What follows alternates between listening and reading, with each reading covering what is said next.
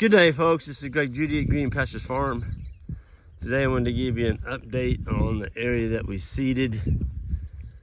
This is where the bulls are at this winter. This is the road that the developers put in. And it was washing really bad. And it was getting where you couldn't hardly drive on it. And I don't like seeing dirt move and having all this whole bank right here just had crevices all the way down it. And so I put in Kentucky 31, I broadcast seeded it, and then I put down big round bales and just fed the bulls and the steers here this winter. And I put it on thick.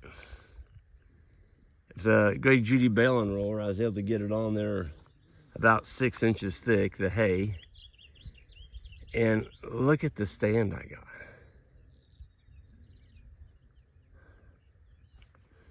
Tree swallows, look at him. Oh, that one's got some hay. He's building his nest. He's building his nest. He just went in that birdhouse. So we put up about 50 tree swallow houses over here. There's the hybrid poplars. Really happy with what they're doing. I think so far we got about a 70% success rate on the hybrid poplars. They're got little leaves showing up on them. But I didn't know what kind of success I would have on this. Because the ground was so poor. I mean, this is poor right here. That's a yellow clay. There's no fertility in that at all. But I held the seed in place, and then the cows came, or the bulls came in and trampled it. And I mean, look at this. That's pretty good stand of grass. And you know, I tell people Fescue's a weak little plant when it first gets started, but once it gets going, it puts down roots. It'll hold the world together. We had a 3.5 inch rain on this. And just in the month of April, I kept track of my rainfall. I think we had 6 different rains, and it totaled right at 6.5 inches for the month of April. We didn't get much in March, but we got it in April. And it did this. You look around. I mean, this farm's cranking. There is some really nice grass coming up. Still have our autumn olives right there in the foreground. Those bushes never, they never take a rest. And somebody said that day, well, why don't you just let them grow? I'm like, well, if you let them grow, that's all you'll have is autumn olive. That's one right there. You know, if they just stay put, I wouldn't mind having one every 200 feet. There's a big one right there. But they travel. The birds eat the seeds and they poop them out and they travel. You can see the rock here. That's where it was a little thicker, but right here it was really washing bad. And we've got a nice stand of grass in here now. It's just nice to see the land covered back up with something green. I hadn't been back here. I saw it from the road, which right here I'm about a half a mile from the road. But I'm guessing by the end of summer or this time next year, you're not probably even going to be able to see where the rock was at. So the rock will still be down there. If we want to drive up here, we can drive on this road, but it's going to be covered with fescue and other things. There's probably be some clover, some orchard grass, other species. But when you do a program like this, it was cold, nasty. You kind of wondered if you were spinning your wheels or not. But then you come back. I did this in January, February. And this is May 3rd, May 4th.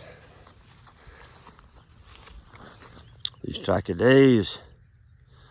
It's May 4th. The grazing school is in 4 days. Ian's gonna be here. And Abram are doing the schools here at Green Pastures Farm. The grazing schools. Just a couple spots left. And if you're on the fence, this is a great learning opportunity for people. But yeah, it's gonna be a great time. Look at this. Holy moly. I see it held on even better up here on top. You weren't getting the water movement. Because right here on top, of course, there's not the angle. I even got a better stand up here. Man, it's just a carpet. It's a carpet of fresh, new, green little baby fescue plants. So it'll look like that here in another year or so. It's beautiful. I tell you, I like all 4 seasons. Spring, summer, fall, and winter. But it's hard to beat spring. You know, you've made it through the winter. It's been cold. You fought through the snow. Probably unrolled some hay. And when you're unrolling hay, you're actually working for the animals. And when you get to this time of year, the animals start working for you. You can just see them. They just get fat. They get fat on grass. And gosh, it makes it all worth it, folks. It really does. There's no other avenue of agriculture that I'd rather be in than grazing, because I don't have to own all the equipment. I don't have to put down all the chemicals on my land to kill the weeds. I don't have to buy all the GMO seed to plant every year. And I feel bad for a young guy. He went out here and, well, it was a farm that we used to have. And many years ago. It had bottomland on it. And they went in there and sprayed it with glyphosate. And then he disked it. He disked it up. So the grass that Jan and I used to graze, it was disc up, whatever survived the spray. And then he came back and he disked it again. And then he came back again. Well, in between that, he put down fertilizer. So that's 3 passes. 4. You got the spraying, the disking, the second disc, and the fertilizer. And then the fifth pass across the land was the seeding of the GMO corn. And then it started raining. And he planted it way too early. He put it in March. You don't plant corn in March, but he did. And well, then he came out with the spray rig and they sprayed it again to kill the grass that came up, because the grass was coming up faster than the corn. And he didn't get a stand. There's nothing there. You can't even see one corn plant. So he's got 6 passes across that field now, no return, 0. Worse than that, he's got to go back in there. If he does it like he did before, he's got to disc it again. Then he's got to plant again. Folks, they don't give away that GMO seed. They've got the farmers right where they want them. You know, you can't even keep that seed. If they find you with it on your land, where you've kept it and tried to reseed it, you saved some seed from the previous year, you can go to jail for that. It's stealing. They patented life, and they got by with it. They patented life. Now, how do you put a patent on life? They did it. I remember my dad talking about seed corn back in the day was, $30 to $40 a bushel. He thought that was crazy high for a bushel of seed corn. Today, I think it's over 200. It may be more than that. But man, I don't like somebody else having control of my farm and what I can keep and what I can't keep. But anyway, that's what happened. And I'm in this business. I'm in the grazing business. Yes, I've got some of those multifurous bushes out there. I'll take care of them.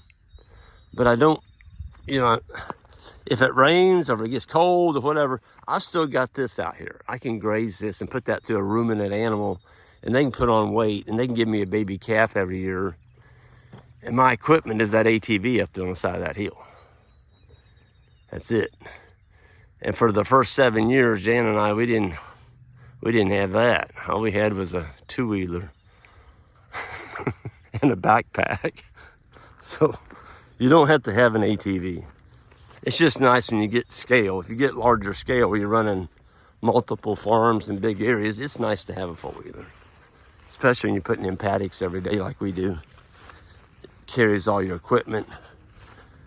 But you know, when you're young, in your 20s, you've got the stamina, you would not need a four-wheeler. But yeah, we're excited for the future here at Green Pastures Farm, and I'm gonna get out of here. Y'all have a good one, and we'll see you down the road.